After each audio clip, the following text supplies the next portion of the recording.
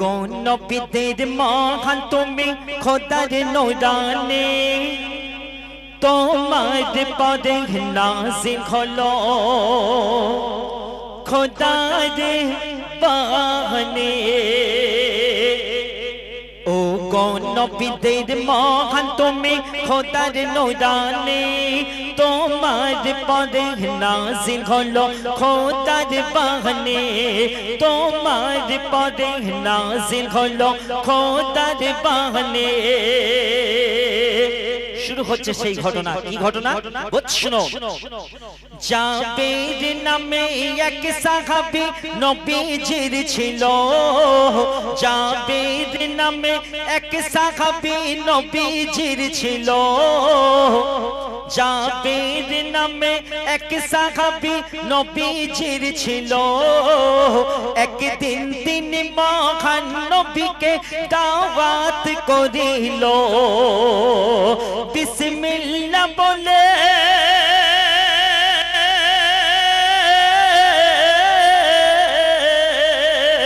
বিসমিল্লাহ বলে ছাগল জবাই করে যখনই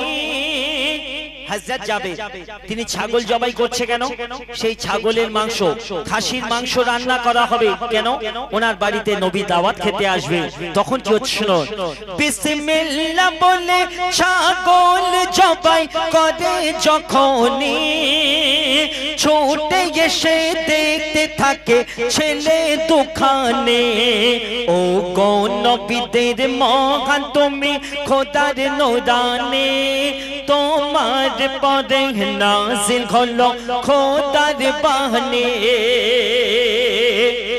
হযরত জাবের তিনি আমাদের নবীকে দাওয়াত করেছে তার বাড়িতে দাওয়াত খাবে তিনি যখন ছাগল জবাই করছিল তার দুটো ছেলে সন্তান ছিল তারা দাঁড়িয়ে দাঁড়িয়ে দেখছিল যে আব্বাজান কি করে ছাগল খাসি জবাই করছে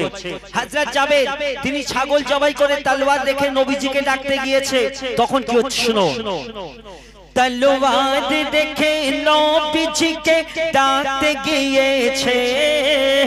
তলোয়ার দেখে নবীজিকে ডাকতে গিয়েছে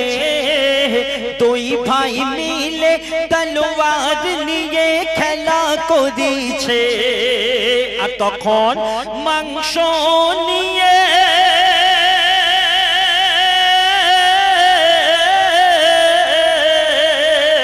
মাংস নিয়ে তাড়াতাড়ি যাচ্ছে জননী কেন আসবে নিজ ঘরেতে আজ আমিনার মনে ও কোন নবীদের মহান তুমি খোদার নূরানি তোমার পদে নাজিল হলো খোদার বাণী হযরত জাবের তিনি ছাগল জবাই করে তলোয়ার দেখে নবীকে ডাকতে গিয়েছে সেই খাসির মাংস নিয়ে তার স্ত্রী রাঁধতে বসেছিল ছেলে দুটি তলোয়ার নিয়ে খেলতে খেলতে কি করলো বুঝছো এক ভাই যখন ছাগল হয়ে শুয়ে পড়িল এক ভাই যখন ছাগল হয়ে শুয়ে পড়িল দ্বিতীয় ভাই তলোয়ার দিয়ে জবাই করিল রক্তে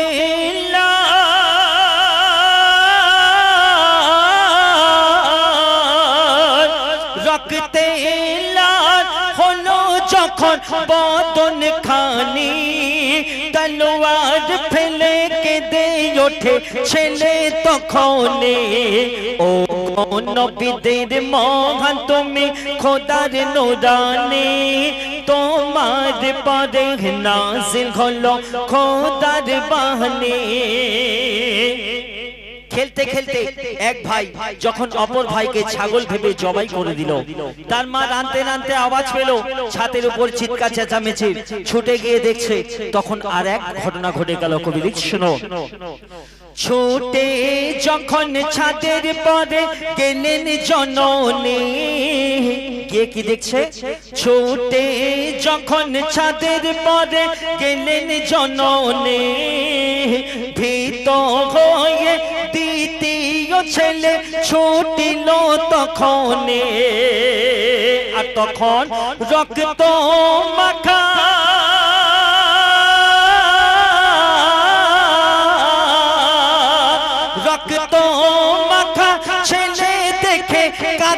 জননী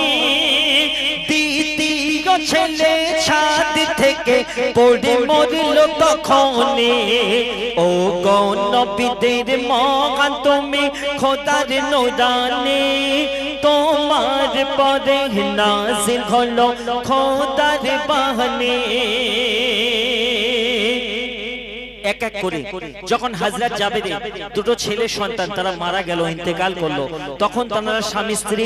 ছেলে দুটির লাশকে পাশের ঘরে বন্ধ করে রেখে আর চোখের পানি মুছে সবর করছে কেন না আল্লাহর রাসূল আমাদের নবী ওনার বাড়িতে দাওয়াত খেতে আসবেন তিনি যদি এরূপ অবস্থা দেখেন কোনোদিন খাবেন না সেই ওয়াক্ত হয়ে গেল সেই সময় হয়ে গেল আমার নবী আপনার নবী তার সঙ্গী সাথীদের নিয়ে হযরত জাবেরের ঘরে এসে উপস্থিত হলো তখন কি হচ্ছে কবি লিখছেন আল্লাহর নবী এসেছে আর সাহাবা সবে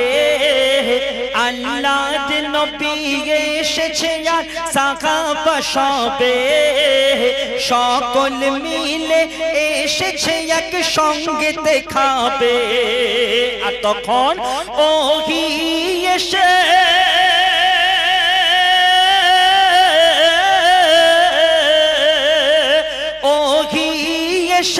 বলে শোনো মেহবুব সুবহানী আল্লাহর কাছ থেকে নবীজির কাছে ওহী এলো যে হে মোহাম্মদ হে আমার দোস্ত হে মোহাম্মদ হে আমার দোস্ত তুমি জাবেরের ছেলেদের একসাথে নিয়ে খাবে তখন কি হচ্ছে শোনো ওহি এসে বলে শোনো মেহবুব সুবহানী জাবেরের ছেলে কে নিয়ে খেয়ো আদেশ রহমানে ও গো নবীদের মহান তুমি খোদার নুরানি তোমার পরে নাজিল হলো খোদার বাণী শেষ কথায় কবি লিখছে শোনো যখন আল্লাহর কাছ থেকে নবীজির কাছে খবর এলো যে হে মুহাম্মদ হে আমার দোস্ত তুমি জাবেরের ছেলেদের একসাথে নিয়ে খাবে তখন আমার আপনার নবী সবকিছু শোনার পর কি করলো কবি লিখছে শোনো আল্লাহর নবী সবই শুনে আল্লাহর রাসূল হযরত জাবেরকে বলছে এবং তার স্ত্রীকে বলছে যে কি হয়েছে আমরাকে তোমরা জানাও সবকিছু শোনার পর তিনি কি করলেন শুনুন কবি লিখছেন আল্লাহর নবী সবই শুনে অবাক হয়ে যায় আল্লাহর নবী সবই শুনে অবাক হয়ে যায় বিসমিল্লাহ বলে হাত ধরে তাদের তুলে নেয় আল্লাহর নবী সবই শুনে অবাক হয়ে যায় বিসমিল্লাহ বলে হাত ধরে তাদের তুলে নেয় দুইটি ছেলে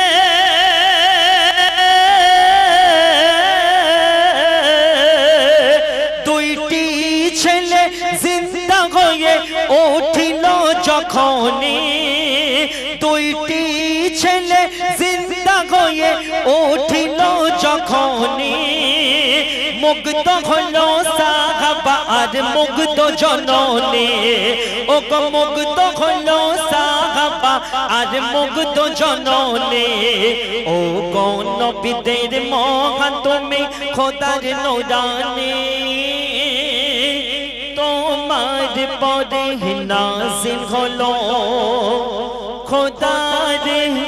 বাণী